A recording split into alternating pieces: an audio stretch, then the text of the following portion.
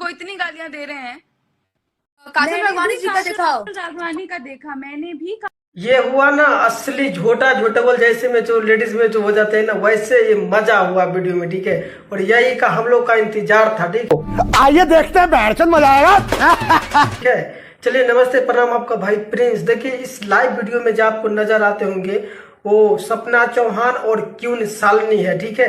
जो बीच बीच में खेसारी लाल यादव को जो बहुत कुछ उल्टा पुल्टा उल्टा पुल्टा नहीं बोले थे, बट फैंस लोग ने उनको उल्टा पुल्टा बोला था, बोलने लगा कि जो क्यून सालनी उल्टा पुल्टा मतलब थोड़ा थोड़ा बोले थे, लेकिन ये खेसारी भैया के बारे में नहीं बोले थे, ठीक है। लेकिन खेसारी फैंस ने कुछ समझ लिए थे, ठीक है। बाकी सब बात को साइड कीजिए, लेकिन अभी का बता रहा हूँ, ये वीडियो है जो कुछ दिन पहले का ये वीडियो है, और वीडियो हम थोड़ा लेट से बनाए हैं, ठीक है। इसमें सपना चौहान जो खेसारी लाल यादव के नाम से भोजपुरी इंडस्ट्री में परिचित है, नींबू खरबूजा भइल 2 बनाया था वो गाना, माने अभी 400 मिलियन होने वाला है, ठीक है। और सपना चौहान और क्या बोलता है क्यून सालनी, भाई साहब ऐसा रेला ना काजल राघवानी को, किससे नाम मत लीजिए, ठीक है। और इसी सब को इंतजार से है, ठीक है।